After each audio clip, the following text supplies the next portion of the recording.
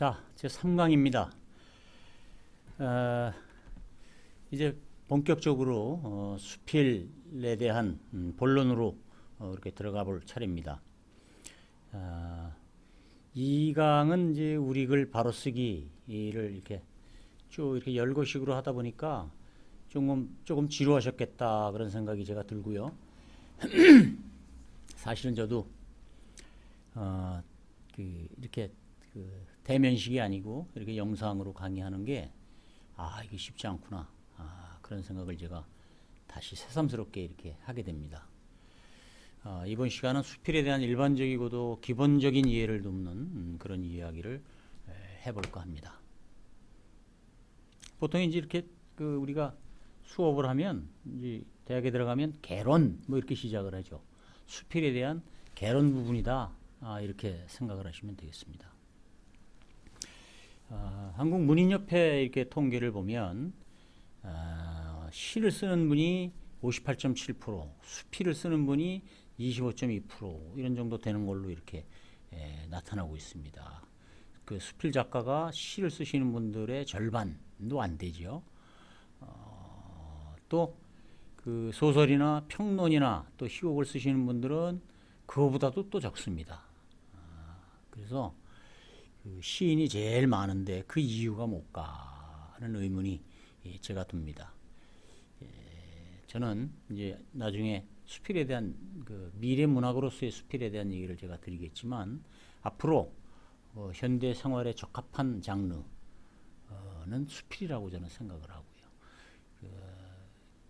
A4지 한 장 정도, 한 장 반 정도의 그런 분량을 갖고 자기의 생각이나 이야기를 담고 어떤 체험을 이야기하고 또 거기서 어떤 진실성, 보편된 진실을 찾아내고 감동을 주고 뭐 그러는 문학으로서 수필이 적합하다 하는 그런 생각을 하고 수필 작가들이 더 많이 늘어날 거라고 저는 생각을 합니다. 제가 이렇게 질문을 해봅니다. 수필은 네모다. 이 네모를 채워주십시오, 여러분이. 이제 수필에 대한 여러 가지 일반적인 견해들이 있으시겠죠? 생각들이 있으시겠죠? 수필을 나는 이거라고 생각한다. 뭐 자유롭게 상상의 날개를 펴십시오. 그래가지고 그 옆에 노트하고 계시죠? 노트에다 적으십시오. 수필은 뭐뭐다. 단어여도 좋고 문장이어도 좋습니다.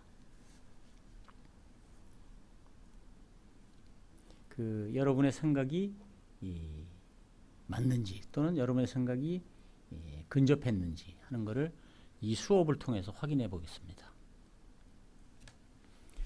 자, 이게 제 나름대로 여러분이 그 네모에 채우셨을 법한 정의를 쭉 이렇게 골라봤습니다. 요거에 대해서 OX 세모 이렇게 표시를 하면서 말씀을 드려볼까 합니다. 자, 붓 가는 대로 쓰는 글이다.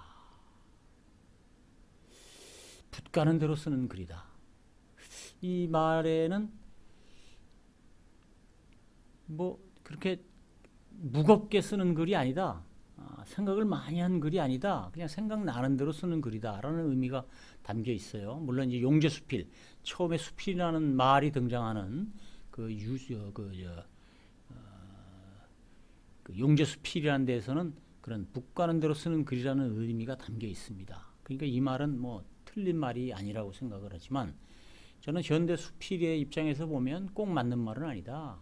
그렇게 함부로 쓰여질 수 있는 글은 아니다 하는 말씀을 드리고요. 무형식의 글이다. 물론 시나 또 시조나 또 소설이나 평론 또 희곡 이런 거에 비해서 형식의 제약을 많이 받지 않는 그런 장르입니다. 그러니까 무형식의 글도 틀린 말은 아니다. 그러나 100% 제가 동의할 수 있는 말은 아닙니다. 수필도 예를 들면 뭐 원거지 15매 정도여야 된다든지 아니면 수필에는 이런 내용이 담기고 또 수필을 통해서 이러이러한 효용성을 가져야 된다든지 또 수필에 갖춰야 할 여러 가지 요건들이 있습니다. 앞으로 이제 진행할 얘기죠. 그런 것들이 있어서 아주 전혀 무형식의 글이다. 아무렇게나 써는 그런 글이라고 하기는 어렵다 하는 말씀을 드리고요. 그 다음에 비전문적인 글이다.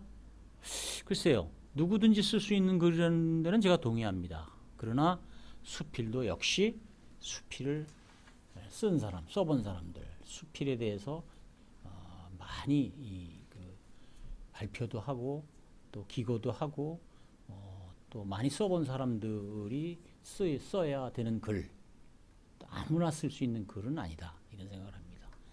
자기 성찰의 글이다. 동의합니다. 제가 문학 시간에 말씀을 드렸지만 문학이라는 게 뭐지요? 자기의 생각과 사상과 체험, 기분, 정서, 희노, 애락, 오요욕을 자기 나름대로 여과시켜서 순화시켜서 쓰는 글이거든요. 그러니까 자기 성찰의 글, 아주 옳은 말입니다. 자기 고백의 글이다. 뭐 같은 의미죠. 논픽션이다. 논픽션이다. 어떠신가요? 저는 동의하지 않습니다. 픽션이 뭐죠? 가공이죠, 가공. 그래서 논픽션이라는 말에 동의하지 않습니다. 여가의 문학이다. 여가의 문학이다. 글쎄요. 이거 세모로 해놓기로 하죠. 여가가 있는 사람들이 일상적인 생활을 하고 난 후에 남는 시간에 쓰는 글이다라는 의미인가요? 동의하기 어렵죠. 생각나는 대로 쓰는 글 동의하기 어렵습니다. 생각을 표현해야 됩니다. 중년 여인의 글이다. 글쎄요. 동의할 수도 있고 안 할 수도 있죠. 주로 중년 여인들이 많이 써요. 왜 그럴까? 그런 걸 거예요. 아마 이 삶을 통해서 많은 경험, 또 그런 경험을 통해서 많은 생각, 나름대로의 삶에 대한 어떤 이해가 체험이 풍족하기 때문에 주로 중년 여인들이 많이 쓴다. 그래서 그런 측면에서는 이해가 가는 그런 얘기입니다. 실제로 우리 파지문협의 그 수필 작가, 수필을 많이 발표하는 분들을 보면 글쎄요, 거의 80~90% 중년입니다. 젊은이들보다 또 나이가 많이 드신 분보다는 그 40대, 50대 정도, 또 60대 초반까지 분들이 많으신 것 같아요. 삶의 문학이다. 동의합니다. 생활 문학이다. 동의합니다. 낙서다. 동의하기 어렵습니다. 낙서는 아니죠. 낙서는 아무렇게나 쓴 글이죠. 물론 낙서도 아주 그 통쾌함이라든지 즐거움이라든지 뭐 이런 쾌락을 줄 수는 있어요. 낙서를 통해서. 그래도 수필이 낙서라고는 할 수 없죠. 가벼운 글이다. 물론 이제 수필에도 이제 경수필이라 그래서 이제 무겁지 않고 가볍게 그런 자기 체험을 쓰는 글도 있어요. 경수필이라는 측면에서 보면 뭐 동의가 됩니다. 체험담이다? 물론이죠. 자기 체험을 담고 있죠. 독백의 글이다? 그렇죠. 물론이죠. 그러나 자기만 하는 독백이 아니라 글로 발표한다는 데서 좀 다릅니다. 여러분, 문학을 하는 데 있어서 말이죠. 일기가 문학일까요? 아닐까요? 저는 문학 연습은 되겠지만 일기 그 자체가 문학이다라고 얘기하기 어렵습니다. 물론 그 일기를 엮어서 책을 내서 발표한다. 그러면 그건 당연히 문학의 범주에 속하죠. 그러나 자기만 알고 자기가 비밀로 하면서 자기가 쓰는 글, 여기 얘기한 독백의 글이다 이렇게 얘기할 수 있죠. 자기와의 대화 아니겠어요? 그것만으로는 문학이다 얘기할 수 없습니다. 문학은 반드시 발표되어야 합니다. 읽는 사람이, 독자가 있어야 합니다. 그래야 우리는 문학의 범주에 넣습니다. 자유산문이다. 그렇죠. 산문이죠. 뭐 수필은 뭐 고유한 산문의 영역이죠. 또 비교적 다른 장르의 글보다는 자유롭게 쓸 수 있는 글이죠. 자유산문 동의합니다. 뭐 이 정도 되면 이미 수필 어느 정도 이해가 가시는 거 아닌가요? 자, 한번 보시죠. 제가 좋아하는 피천득 선생님 수필이라는 수필을 쓰셨어요. 인용을 한번 하겠습니다. 덕숭박물관에 청자 연적이 하나 있었다. 내가 본 그 연적은 연꽃 모양을 한 곳으로 똑같이 생긴 꽃잎들이 정인이 달려 있었는데 다만 그 중에 꽃잎 하나만이 약간 옆으로 꼬부라졌었다. 이 균형 속에 있는 눈에 거슬리지 않는 파격이 수필이다. 한 조각 연꽃잎을 꼬부라지게 하기에는 마음의 여유를 필요로 한다. 이 마음의 여유가 수필을 쓰게 한다. 그런 말입니다. 그런 여유를 갖는 것이 어떤 때는 죄스러운 것 같기도 하여서 나의 마지막 10분지일까지도 숫제, 초조와 번잡에 다 주어버리는 것이다. 참 명문입니다. 명문입니다. 수필을 함부로 쓰는 글이 아니다라는 것이 이 피천득 선생의 수필에서 담고 있는 메시지입니다. 눈에 거슬리지 않는 파격, 마음의 여유, 이것이 수필의 본질이다. 마음의 자세다 하는 말씀을 제가 드리죠. 아까 그 네모 칸에다가 굳이 갖다가 우리 피천득 선생의 저걸 갖다 붙이면 수필은 마음의 여유다, 뭐 사랑이다, 뭐 이런 말을 저는 하고 싶어요.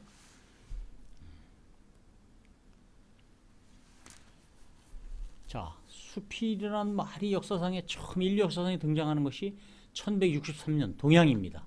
1163년 송나라 시대 홍매라고 하는 사람이 그 처음에 용제수필이라는 책을 썼어요. 그것이 12세기 중엽이죠. 거기서 용제의 수필에서 홍매는 뭐라고 얘기했느냐? 이렇게 얘기했습니다. 나는 버릇이 게을러 책을 많이 읽지 못하였다. 생각나는 대로 혹은 그때그때 형편에 따라 적어놓았기 때문에 차례가 맞지 않아 수필이라고 해둔다. 이렇게 얘기를 했습니다. 의지소지여 수죽 기록이다. 나는 수필이 뜻이 가는 대로 따라가 곧이곧대로 기록하였다. 라는 겁니다. 어떠세요?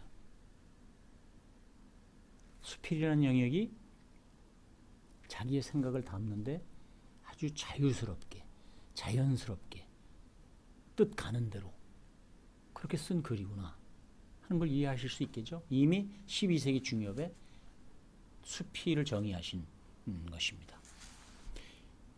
수필은 그 후에도 역사상에 등장하는 여러 가지 명칭이 있죠. 뭐 다시 보면 24가지입니다. 보시죠. 소설, 잡기, 증서, 논변, 찬송, 수상, 감상, 잡문, 잡론, 만필, 단상, 수감, 산필, 상화, 만문, 서경, 산문, 뭐 만화, 소품, 연구, 기서 이렇게 여러 가지 용어로 쓰여졌습니다. 이게 무슨 말인가요? 수필을 명확히 정의하기 어렵더라 하는 말이죠. 그래서 다르게 얘기하면 잡문이다 라고 한마디로 엮어서 얘기하면 글쎄 말이 될까요? 여기도 이제 잡기라는 말이 있네요. 잡기, 잡론, 뭐 잡문 이런 것들이 등장을 하네요.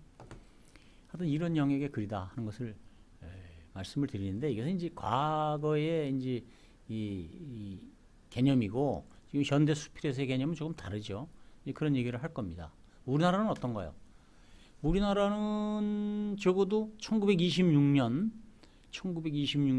문예시대라고 하는 그 문학 잡지에서 수필이라는 장르가 처음으로 등장을 하죠.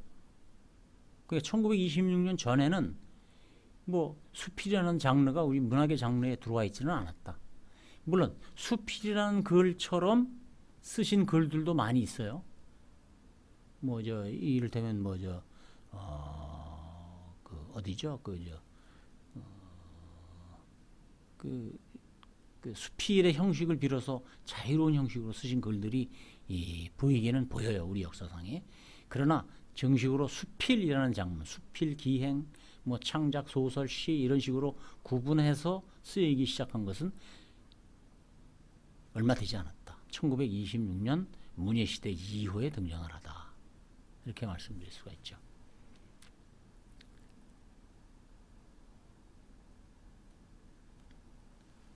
서양은 어떤가요? 1580년에 비로소 몽테뉴라고 하는 프랑스 사상가에 의해서 에세이라고 하는 말이 등장을 합니다. 이 양반이 쓴 책의 이름이 수상록인데 불어로 레제세입니다. 레제세. 여기서 몽테뉴는 뭐라고 얘기를 했냐 그러면 이 글은 애초부터 나의 집안일이나 사사로운 일들을 말하고자 하는 것 이외에 다른 목적이 없다. 만일 내가 이 세상 사람들로부터 좀 더 좋은 평을 얻고자 하는 생각이 있었다면 아마도 나는 내 스스로를 좀 더 꾸미고 조심스럽게 살펴보았을 것이다. 나는 나 자신의 모든 것을 기꺼이 그리고 통째로 그려놓았음을 장담한다. 진실한 글이다. 진솔하게 내 생각을 그대로 가감없이 적었다. 그런 말이겠죠. 뭐 이 에세이의 정의에서 꼭 필요한 그런 것들이 들어가 있어요. 이 에세 레제세라는 책에 나오는 몇 기절을 제가 한번 인용을 해볼까요? 20페이지에 나는 남이 나를 어떻게 생각하건 대수롭게 여기지 않는다. 나는 남의 것을 빌려서 하지 않고 나 자신으로서 부유해지려 한다. 이런 말들이 있어요. 아주 꾸밈이 없는 말이죠. 그는 쾌락과 놀기와 소유라는 일이 얼마나 값어치 있는지 모르고 하는 말이다. 자칫하면 다른 모든 목표들은 꼴사나운 일이라고 말하고 싶다. 나는 그날을 살아간다. 그리고 미안한 말이지만 나를 위해서만 살고 있다. 어때요? 명문이지 않습니까? 쾌락과 놀기와 소유라는 일도 값어치 있는 일이라는 겁니다. 성을 공격하여 돌파한다. 사절로서 외국에 나가서 담판한다. 한 국민을 통치한다고 하는 것은 찬란한 행동이다. 자기 식구들과 자기 자신을 부드럽고 올바르게 꾸지람하고 웃으며 팔고 사며 사랑하고 미워하며 교섭하고 되는 대로 일하지 않고 자기 말을 어기지 않는 것. 이런 일은 그리 드러나 보이지 않지만 더 드물고 어려운 일이다. 이런 말도 했어요. 183페이지에 이렇게 등장을 합니다. 이런 겁니다. 자기의 생각을 꾸밈 없이 자기의 체험을 통해서 적어놓은 겁니다. 그래서 그 안에서는 어떤 플라톤이 얘기한 대로 교훈성이 가미되어 있죠. 메시지가 담겨 있죠.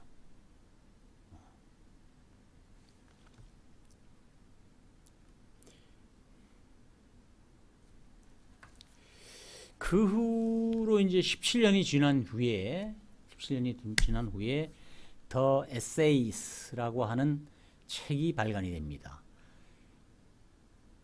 베이컨에 의해서 쓰여지죠.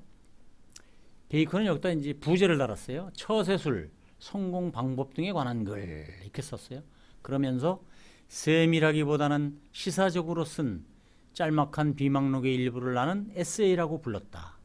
비록 이 말은 근래의 것이지만 그 내용은 이미 옛날부터 존재해왔다. 그런 것이죠. 수필이라는 말, 에세이라는 말은 최근에 생겼지만 이미 그 형식은 오래전부터 있어왔다. 그런 거죠.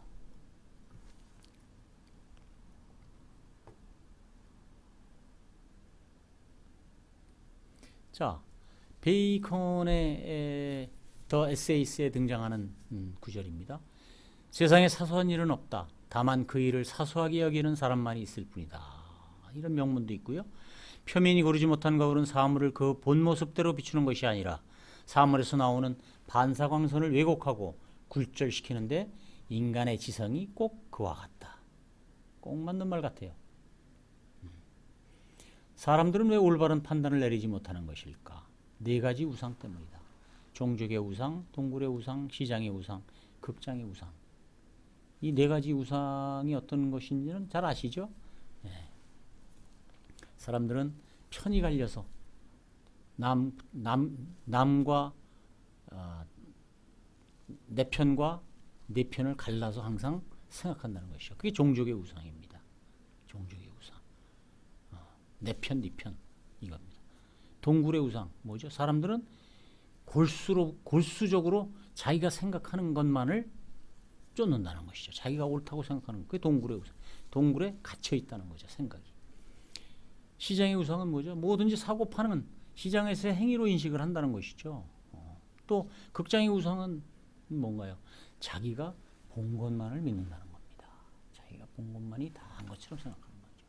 그러니까 인간이 얼마나 뭐죠? 불완전한 존재인가 하는 얘기를 우리 베이컨은 The Essays라는 책에서 하고 있습니다. 이런 겁니다. 에세이는 수필은 이런 겁니다. 이런 얘기를 하는 글입니다. 국어대사전을 보니까요. 수필은 형식에 묶이지 않고 듣고 본 것, 체험한 것, 느낀 것들을 생각나는 대로 쓰는 산문 형식의 짤막한 글 또는 그러한 글 투의 작품이다. 사건 체계를 갖지 않으며 개성적, 관조적이며 인간성이 내포되게 위트, 유머, 예지로 표현한 것이다. 상화, 만문, 만필, 수필문, 에세이로 불린다. 이렇게 정의되어 있습니다. 저는 제 나름대로 이 수필을 어떻게 생각하느냐. 물론 시보다는 길죠. 그러나 소설보다는 훨씬 짧은 글이죠. 원고지 15장. 뭐 지금은 원고지 15장이 아니라 뭐 10장 정도로 이렇게 줄이는 뭐 디지털 문학이라 그래가지고 더 짤막한 문장으로 쓰기도 합니다. 그 안에 그 짧은 글 속에 자신의 인생 체험, 또 생각, 사상, 그리고 자연에 대한 관찰, 뭐 이런 것들 다양한 주제를 자유롭고 진솔하게 표현하는 겁니다. 그래서 독자의 마음에 그 수필을 읽는 사람 마음에 뭐라 그러죠? 휴식처, 안식처, 그린벨트를 만들어주는 그런 언어 예술이다. 저는 그렇게 평가하고 싶습니다. 저는 수필은 여기 사진에 나오죠. 끝없는 평원에 초록빛 평원에 그린벨트에서 정신적 안정을 취하는 그런 효용을 주는 그런 문학이다. 이렇게 저는 정의를 합니다. 자, 수필은 물론 문학이 이제 그 일상성, 실용성이 있다 하는 말씀을 제가 드렸지만 수필은 어느 장르보다도 생활과 직결된 문학 장르입니다. 상대를 설득하고 감동시켜요. 커뮤니케이션 말씀드렸죠. 하는 현대인에게는 아주 기묘한 그런 형식의 문학이다. 이렇게 말씀을 드릴 수 있고요. 수필 쓰기는 미래를 준비하는 것이다. 가정, 직장, 사회, 또 뭐 우리가 편지를 쓸 때, 또 대학에 들어가기 위해서 논술 시험을 쓸 때, 뭐 저 직장을 구하기 위해서 자기 소개서를 쓸 때거나, 뭐 직장에 들어가서 프로젝트를 만들거나, 그게 다 수필 쓰기가 바탕이 되어야 한다는 것이죠. 여러분, 우리가 이제 그 뉴스 프로그램들이 있잖아요. 또 예능 프로그램들이 있잖아요.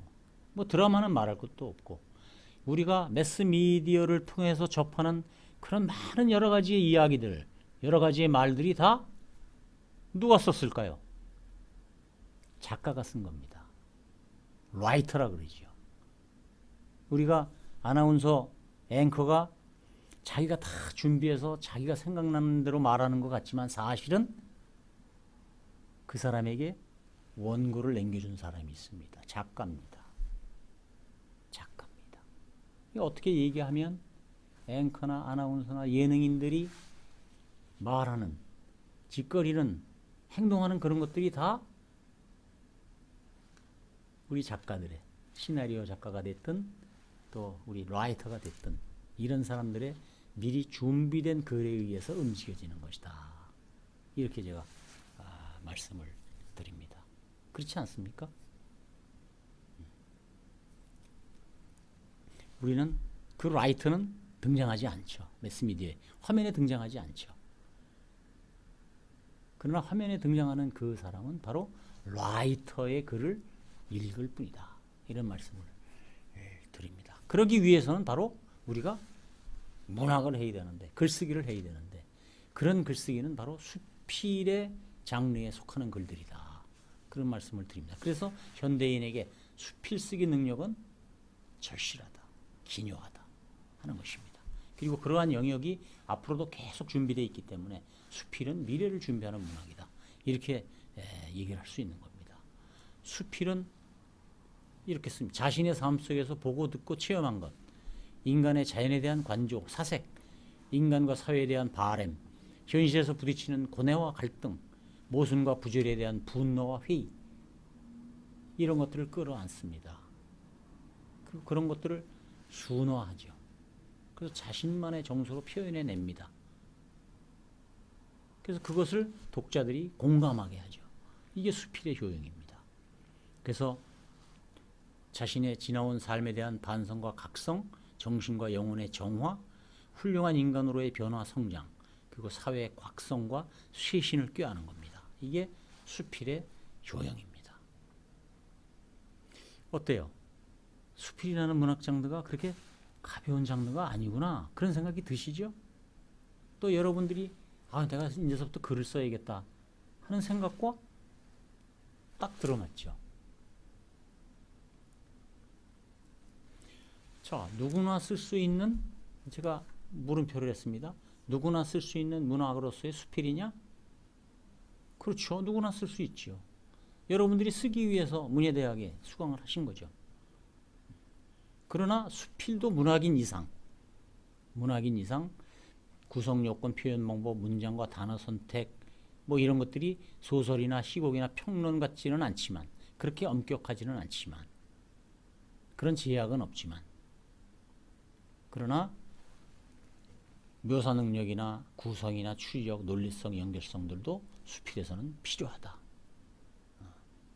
그렇고 형식과 내용, 소재 선택, 표현 방법, 구성 이런 것들이 비교적 자유롭지만 그런 것들이 아예 없어야 되는 건 아니다. 그런 말씀을 드리는 겁니다. 그러니까 누구나 쓸 수 있다? 아니죠. 아닙니다. 누가 쓸 수 있습니까?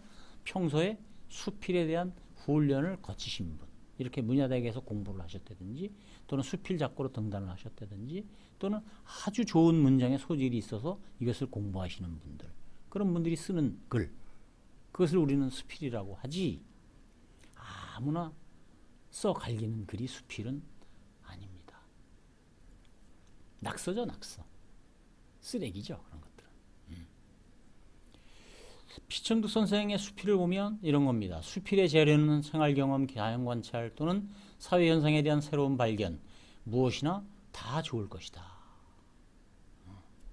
수필은 플롯이나 클라이맥스를 필요로 하지 않는다. 가고 싶은 대로 가는 것이 수필의 행로다. 그러나 차를 마시는 것과 같이 이 문학은 방향을 갖지 아니할 때에는 수돗물과 같이 무의미한 것이 되어버린다. 이런 거죠. 수필은 그 쓰는 사람을 가장 높직히 나타내는 문학 형식이다. 이런 겁니다. 그래서 수필의 주요 특징은 무엇보다도 형식에 구애를 받지 않는다 하는 것이고요. 또 산문으로 쓰여진다. 그리고 자기 고백적이다. 또 제재가 무궁무진하다. 그렇죠? 무궁무진합니다. 그리고 문학으로서의 창조성이 강하다. 수필가 윤호영 선생이 쓴 글입니다. 수필을 곶감에 비유를 했죠. 수필은 곶감에 비유된다. 감나무와 고염나무는 똑같아 보이지만 감나무는 감이 열리고 고염나무는 고염이 열린다. 각각 개성이 있는 글이 된다. 그런 말이죠. 고염과 감은 별개다. 소설인이 시는 잘못되어도 그 형태로 봐 소설이여 시지 다른 형태의 것이 될 수 없다. 그러나 잡문은 감나무와 고염나무가 서로 다르듯 근본적으로 다르다. 그렇죠. 차별성이 있다는 겁니다. 독창성이 있다는 겁니다. 그러면 곶감이란 어떤 것인가? 감나무에는 아름다운 열매가 무럭무럭 자라고 있다. 그 푸른 열매는 풋감이다. 늙은 가을의 풍성을 겪고 모든 나무에 낙엽이 질 때 푸른 하늘 찬소리 바람에 비로소 붉게 익은 감을 본다. 감은 아름답다. 이것이 수필이다. 인고의 과정을 거쳐야 된다는 것이죠. 수필의 찬란하고 화려함을 말한다. 그러나 감은 곧 곶감이 아니다. 곶감은 어떤 거죠? 벗겨서 설이 내리고 또 말려야 됩니다. 그리고 여러 번 손질해야죠. 많은 농부들의 피땀에 의해서 곶감이 생기는 겁니다. 비로소. 그래서 그 감이 덜 익었거나 상했으면 시설은 시설이라는 게 이제 곶감에 생기는 그 하얀 그런 거죠. 달죠 아주. 그 시설이 잘 앉은 다음 그것을 여러 가지 형태로 접죠. 수필은 이렇게 해서 만든 곶감이다. 아주 적절한 수필을 이렇게 표현할 수 있을까 했을 정도로 아주 적절한 비유가 아닐 수 없습니다. 제가 이렇게 빠르게 읽지만은 여러분들은 천천히 음미하면서 한번 읽어보시기 바랍니다. 피천득 선생은 또 수필에서 이렇게 얘기하죠. 수필은 청자연적이다. 수필은 난이여 하기여 청초하고 몸맵시 날렵한 여인이다. 수필은 그 여인이 걸어가는 숲속으로 난 평탄하고 고요한 길이다. 생략하겠습니다. 언제나 오나우미하다. 수필은 속박을 벗어나고서도 산만하지 않으며 찬란하지 않고 우아하며 날카롭지 않으나 산뜻한 문학이다. 이렇게 예찬을 했어요. 수필 예찬이죠.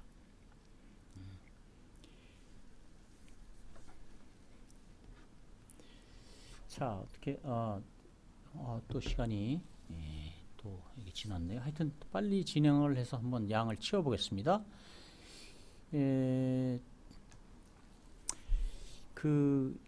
그런데 아까도 말씀을 드렸지만 쓰레기 같은 글 또는 뭐 낙서, 신변 잡기 뭐 이런 것들을 수필이라고 얘기하는 사람들이 있는데 그 수필이 아니죠. 그런 것들을 우리는 위장 수필이다 이렇게 합니다. 위장 수필의 7가지 유형을 제가 들었습니다. 한번 보실까요? 자신의 지식이나 생각, 경험 따위를 충분한 여과 과정 없이 마구 나열해 놓은 글. 자기만의 주장. 공감할 수 없는 주장. 또 검증되지 않은 지식. 이런 것들을 그냥 자기 주장으로 엮어놓은 글. 이거는 수필이라고 할 수 없죠. 또 가끔 보면 수필에 자기를 이렇게 드러내기 위해서, 자기를 부각시키기 위해서 쓴 글. 보이죠? 읽으면 보입니다. 그런 자신의 우월함을 과시해 놓은 글. 이것도 좋은 수필이 아닙니다. 또는 어떤 개인적이거나 이기적인 목적이 담겨 있는 글. 이것도 좋은 수필이 아닙니다. 또는 유명한 작가나 사상가 등의 경구나 말을 필요 이상으로 인용해서 짜깁기 해놓은 글. 뭔가 쓰레기죠. 쓰레기. 조심하셔야 됩니다. 다른 사람의 시나 소설 등을 인용해 놓은 듯한 구절이나 아름다운 형용사. 이걸 나열해 놓은 글. 이것도 수필이 아니죠. 이미 남들이 다 한 얘기.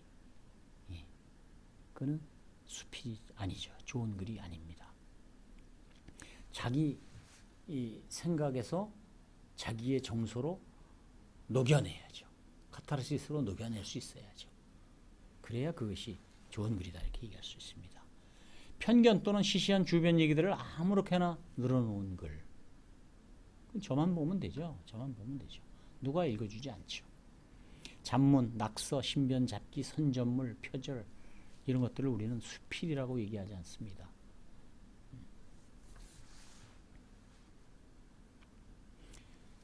자, 우리가 이런 강좌를 통해서 수필을 배우는 이유가 뭘까요? 그거는 바로 이런 위장 수필을 쓰지 않기 위해서입니다. 꼭 유념을 해 주십시오. 우리가 법을 잘 지키기 위해서 법을 배우는 것과 같죠.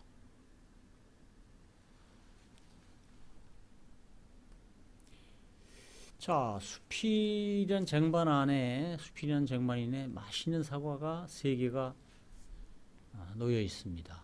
감성, 인간미, 비평이라는 사과입니다. 이 3가지 요소가 담겨 있어야 우리는 좋은 수필이라는 평을 합니다. 이 3가지 중에 한 가지 사과라도 빠지면 좋은 수필이라고 얘기하기 어렵습니다. 자기의 감성이나 인간미가 담겨 있는데 비평의식이 없다. 좋은 수필이 아닙니다. 감성이나 비평은 날카로운데 인간성이 결여되어 있다. 사랑이 없다. 그것도 좋은 수필이 아닙니다. 사랑도 담겨 있고 사회도 비판하는 능력을 갖고 있는데 감성적으로 순화되지 못했다 하면 그것도 좋은 수필이 아닙니다. 자, 수필과 비평입니다. 자, 문학은 우리의 일상적인 삶을 표현하는 거다. 제가 말씀을 드렸죠. 그런데 거기에는 전제가 있습니다. 뭐냐 그러면 작가로서 견뎌나가야 되는, 작가가 바라본 사회 모순이나 병리 현상에 대해서 문제의식을 갖는 겁니다. 비평은 수필만이 아니라 모든 문학의 본질입니다. 비평이 결여된 문학은 문학이 아닙니다. 저는 그걸 메시지라고 합니다. 특별히 의도하는 이야기, 의도하려는 바, 그런 것들이 글 속에 담겨 있어야 합니다. 뭔가 메시지를 줄 수 있어야 좋은 수필이다 고 얘기할 수 있습니다. 많은 명작들이 있죠. 역사상. 그런 명작들이 전부 뭐예요? 날카로운 칼날이 숨겨져 있는 겁니다. 뭐 사회에 대한 비판, 가진 자와 안 가진 자에 대한 괴리, 사회 병리 현상에 대한 지적, 또 그 불의에 대한 날카로운 지성, 이런 것들이 숨겨져 있죠. 다만 그 칼을, 그 총을 직접 쓰는 게 아니라 작가는 글을 통해서 쓰는 겁니다. 그래서 뭐라 그러죠? 패는 칼보다 강하다. 그런 말을 하는 겁니다. 이게 문학의 속성인 겁니다. 자, 윤병로 선생의 수필과 평론의 관련성이라는 평론을 한번 들어볼까요? 본래 수필의 자유분방한 형식과 제재의 다양성에서 비롯되는 속성이 쉽사리 무성격의 산만한 문학으로 수필 자체를 떨어뜨릴 위험도 있지만, 수필은 모름지기 지성을 바탕으로 해서 정서적이고도 신비적인 이미지를 표출해내어 독자를 감동시킨다. 더욱이 수필은 비편 정신을 발휘하여 잠자는 우리의 영혼을 흔들어 깨우는 지성의 섬광이 번쩍이기 때문에 문학으로서의 가치와 생명이 있는 것이다. 비평정신 꼭 기억하시기 바랍니다. 자, 감성. 수필은 감성문학이다. 거의 수필의 거의 반 이상, 절반 정도 이상은 이 감성으로 채워져야 하는 거죠. 감성이 뭐죠? 우리 안에 들어와 있는, 우리가 만지고 보고 듣고 겪는 것들을 통해서 우리가 그 어떤 생각을, 우리 나름대로의 어떤 것을 보고 듣고 느끼게 되죠. 그걸 감성이라고 하죠. 그리고 그 감성을 표현하죠. 글로. 그겁니다. 자기가 보고 듣고 체험한 것들을 내가 담아서 거기서 어떤 새로운 것을 만들어내는 것. 자기의 생각을 창조해내는 것. 그러니까 그런 과정을, 감성이라고 하는 과정을 겪지 않았다면, 그렇죠? 아까도 말씀드렸지만 그저 뜬금없이 자기 생각만 얘기하는 글 아니죠. 좋은 수필이 아닙니다. 그냥 보고 듣고 느낀 대로 그대로 적은 글, 그것도 좋은 수필이 아니죠. 작가의 나름대로 그것을 녹여내서 표현해야죠. 그렇지 않으면 그것은 수필이라고 얘기할 수 없습니다. 그래서 수필은 그 수필에 녹아내기 위해서, 그 감성을 녹아내기 위해서는 감성이 흩어지지 않도록 수필의 주제와 목적에 집중해야 됩니다. 주제를 정했으면 거기에 집중해야 됩니다. 그 다음에 불필요한 감정을 억제하고 감성을 체계도로 정리하고 압축하는 능력이 필요합니다. 다양한 시각과 상상력으로 인간의 모습, 본질을 폭넓게 파악해야 됩니다. 어떤 때는 그러한 본질을 심오하게 알기 위해서, 좀 더 자세하게 관찰하기 위해서 다른 책들을 볼 수 있고 더 공부할 수 있고, 그런 현상들에 대한 다른 사람들이 어떤 생각을 하고 있었는지도 알아볼 필요가 있죠. 폭넓게 파악한다는 얘기입니다. 그 다음에 적합한 언어와 좋은 문장을 쓰기 위한 노력. 이건 뭐 당연한 얘기고요. 제가 이 두 번째 강의에서 말씀을 드렸죠. 이러한 감성과 인간미와 비평이라는 사과를 다 담은 쟁반이라 하더라도 이게 빠지면, 적합한 언어와 좋은 문장으로 쓰여지지 않았으면 그 수필은 좋은 수필이 아니죠. 무엇보다도 중요한 것은 이런 겁니다. 왜 그런 영화 있었죠? 나는 네가 지난 여름에 한 일을 알고 있다. 자기 자신을 뒤돌아봐야 됩니다. 내가 하는 행동이, 내 생각이 올바르고 진실한 것인지, 나는 그동안에 스스로 올바르고 진실한 삶을 살았는지 뒤돌아봐야 됩니다. 그렇지 않았다면 반성하고 그렇지 않는 삶을 살기 위해서 노력해야 합니다. 또 그 과정도 수필의 훌륭한 제재가 되죠. 자기 고백적 글, 이런 겁니다. 반성하고 성찰하고 그 속에서 어떤 메시지를 끄집어내는 것. 이것이 좋은 수필입니다. 그래서 수필은 작가의 마음과 가치관이 작품 속에 그대로 드러나야 독자들은 거기서 감동을 하죠. 감동을 하는 겁니다. 여기 우리 어머니는 매일 새벽 4시, 5시가 되시면 장독대로 올라가십니다. 그리고 그 장독대에 정한수를, 꼭 왜 정한수는 노사발에다가 담아 놓는지, 이 노사발에 정한수를 담아 놓으시고, 그리고 이렇게 비시죠.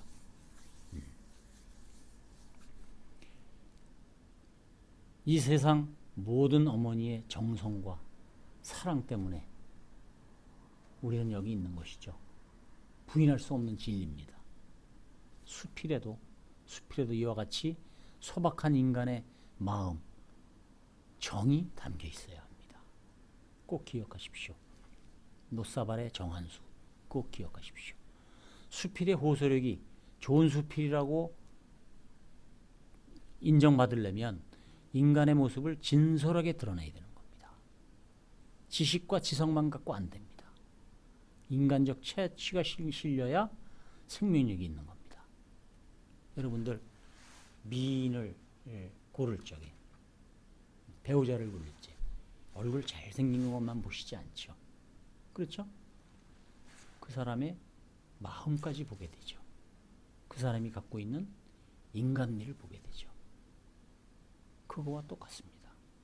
수필에는 인간미가 담겨야 됩니다. 다시 말하면 사랑이 담겨야 된다는 겁니다. 어머니의 사랑, 연인의 사랑, 나를 아껴주는 사람들의 사랑, 이러한 보편적 사랑의 정신이 수필에 담겨야 된다 하는 말씀을 드립니다. 자, 이 그림은 하나는 두부 만드는 거고요. 하나는 이제 이 소주, 술 만드는, 술 걸러내는 과정입니다. 이 두부 만들고 술 걸러내는 과정이 아주 복잡하죠. 여러 과정을 거쳐야 되고 그 과정마다 어때요? 그 혼을 쏟아 붓습니다. 이분들은. 어떤 생각을 하면서 이 음식을 먹을 사람들을 생각하면서 열과 성을 다 하죠.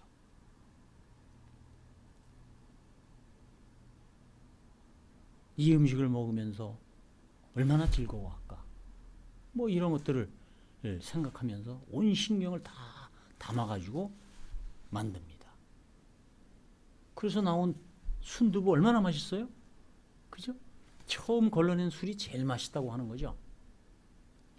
수필이 이런 과정을 거쳐야 된다는 겁니다. 벌써 그 수필이 참 어렵네. 그 수필 가볍게 볼 게 아니네. 그런 생각이 드시죠? 저는 좋은 수필을 말씀드리는 겁니다. 물론 이러한 수필 쓰기는 그렇게 쉽게 단번에 이루어지지는 않습니다. 자, 여기 보실까요? 불한당이라는 한자어가 있죠. 이 무슨 말인가요? 불한당. 아까 좋은 수필은 노력을 했을 때 탄생하는 글이다. 훈련이 필요하다. 그런 말씀을 드렸는데 불한당이라는 게 뭐예요? 땀을 흘리지 않은 부류다. 그런 말이죠. 뭐예요? 놀고 먹으면서 남의 것 빼앗는 깡패들을 우리는 불한당이라. 이런 불한당 같은 놈들. 그렇게 얘기하잖아요. 수필은 열심히 일해서 땀 흘릴 만큼 수확하는 순박한 농부의 삶과 같습니다. 노력하지 않으면서 좋은 수필을, 좋은 글을 쓰려고 하는 것은 뭐죠? 헛된 꿈이죠. 쉽게 한번 써보려고 내가 수필에 한번 도전한다. 쓰지 마십시오. 그 쓰레기를 만들어내는 일입니다. 수필을 쓰시고자 한다면 지금 말씀드린 세 가지의 사과, 맛있는 쟁반에 담긴 사과를 생각하시고 그런 수필을 쓰기 위한 제재, 그런 수필을 쓰기 위한 구성, 그런 수필을 쓰기 위한 나의 문장력을 먼저 다듬으시기 바랍니다.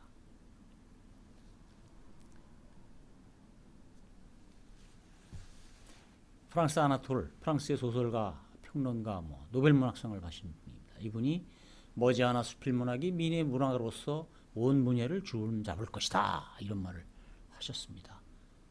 20세기 초에 1921년에. 근데 이 말이 맞는 것 같아요. 이 말이 맞는 것 같아요.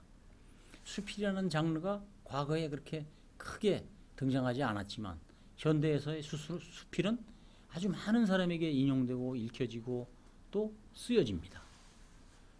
시나 소설은 시는 사실 쓰기가 어렵죠. 왜? 수필로 녹여낸 것을 또 한 번 더 걸러야 돼요. 어떻게 걸릅니까? 상징과 비유와 함축과 이런 거를 형상화를 통해서 간결하게 골라내야 됩니다. 걸러내야 됩니다. 이게 얼마나 어려워요. 그래서 시창작은 참으로 힘든 일입니다. 좋은 시를 쓰는 것은 좋은 수필을 쓰는 것보다 더 어렵습니다. 그래서 제가 산문을 잘 써야 시도 잘 쓴다는 말을 제가 드린 것이고요. 그래서 시나 소설은 사실상 금방 배우기 어렵고 잘 쓰기도 어렵고 또 바쁘게 사는 현대인한테 부적합합니다. 그러나 소설은 주제가 다양하고 친밀하죠. 그리고 분량도 적절합니다. 길지 않죠. 그래서 대중과 친숙해집니다. 소설을 우리 독자들이 잘 안 읽는 것은 현대인들이 소설을 잘 안 읽죠. 그래서 디지털 소설이다. 그래서 나오죠. 뭐 웹툰이다. 만화로 그려서. 이런 것들이 각광받는 이유가 뭐겠습니까? 바쁘게 살아야 하는 현대인들에게 그걸 다 읽을 시간이 없다는 겁니다. 그래서 소설이 점점 퇴보한다는 거죠. 시도 좋은 시가 많이 나오지 않는다는 것과 같습니다. 그래서 수필은 많은 사람들이 비교적 다른 문학 장르보다 편하게 쓸 수 있는 장르이기 때문에 머지않아 수필 문학이 미래 문학을 주도할 것이다. 지금 25%지만 그것이 50%를 넘을 것이다. 그렇게 얘기한 겁니다. 자, 여기까지 수필에 대한 본질적인 말씀을 이렇게 드렸습니다. 어떠세요? 제가 이 수필에 대한 얘기를 이렇게 하면은요, 이게 이제 원론적인 부분이고, 일반론적인 부분이고, 이래야 된다라고 하는 어떤 프레임을 이렇게 제시를 한 거죠. 그래서 어떤 수필이라고 하는 코끼리가 어떻게 생긴 것인지 전체 윤곽을 보여드리기 위해서 제3강의를 이렇게 했는데 보여주셨나요? 혹시 코끼리 다리나 꼬랑지만 보신 건 아니시죠? 오늘 그 수필 강의는 끝내겠습니다. 다음 시간에 뵙도록 하겠습니다. 건강 조심하세요. 정말 막 돌아다니지 마세요. 안녕.